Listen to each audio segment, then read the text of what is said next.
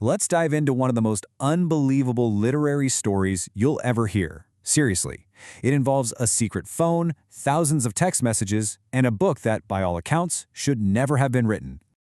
Right there, those are the words of Behrouz Boochani. And they really get to the heart of this whole thing. I mean, just imagine it. You're trapped, physically in a cage, but your mind is still free. As he says, his words took him across borders. It's just a staggering idea that you can find freedom in language, even when you're in the most horrific circumstances imaginable. And that brings us to the central question, a question that almost sounds like a riddle. How on earth does a refugee, someone held in an offshore detention center with basically no rights, no freedom, how does that person go on to win a country's richest, most prestigious literary award? Well, let's unpack exactly how he pulled it off. To really get the scale of this story, we actually have to start at the end, with the prize itself. Because when you understand what he won, it makes how he wrote the book that much more mind-blowing. So this wasn't some small indie award. We're talking about the Victorian Prize for Literature. It's Australia's single richest literary prize, coming with a check for $125,000. For any writer, that is absolutely life-changing. And in 2019, the winner was, you guessed it, Behrouz Boochani. He's a Kurdish Iranian journalist, and he won for his very first book, No Friend But the Mountains. But here's the kicker, he couldn't even be there to accept the award. Why? Because he was still a prisoner on Manus Island, watching the whole ceremony on a shaky video call. This quote just hits so hard.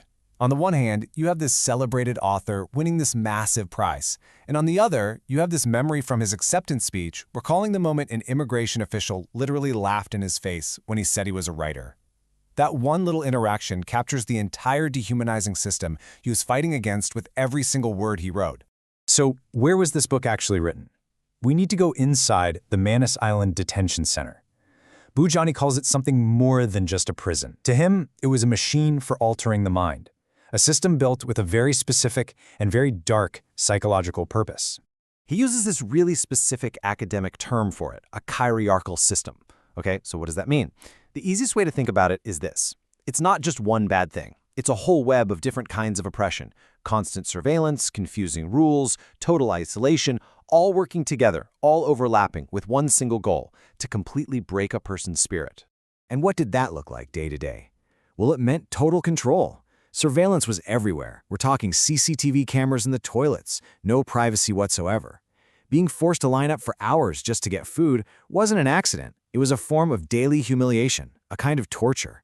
The whole place was designed to create confusion, to make people feel powerless, and to stop them from ever really knowing or understanding what was happening to them. Okay, so if you're stuck in a system that's literally designed to crush your mind, how in the world do you write a novel? Well, you turn the very act of writing into an act of resistance.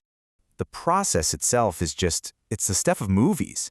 This book took 5 years to complete. It was all typed out secretly on a little mobile phone.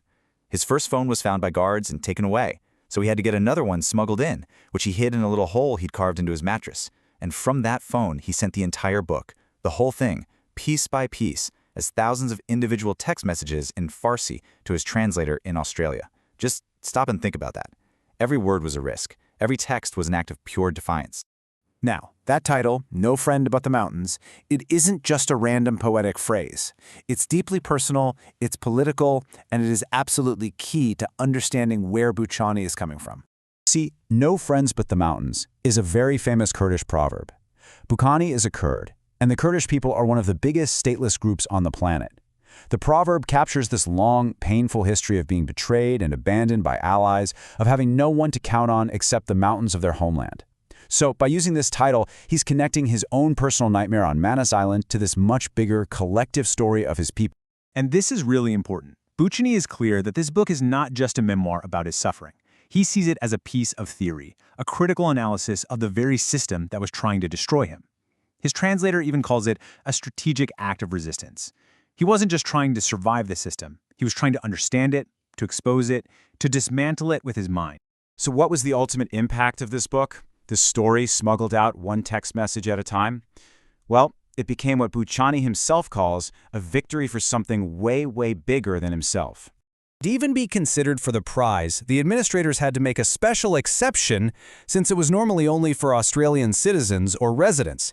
And the reason for doing it was so powerful. They said his book was essentially an Australian story. Think about that.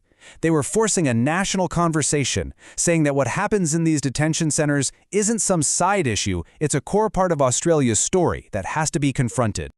In his speech, this is how Boochani defined his win.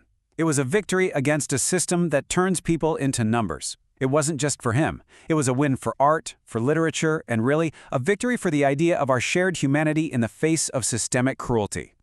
At the end of the day, for Boochani, this award was proof of what he already believed. Words aren't just words. They're powerful weapons. They have the power to give us freedom, to challenge authority, and to hold inhumane systems accountable, even when you're writing from inside a cage. Behrouz Boochani's story is just such an incredible testament to the power of writing. It proves that a story, when it's crafted with care and courage, can break through fences and cross any border.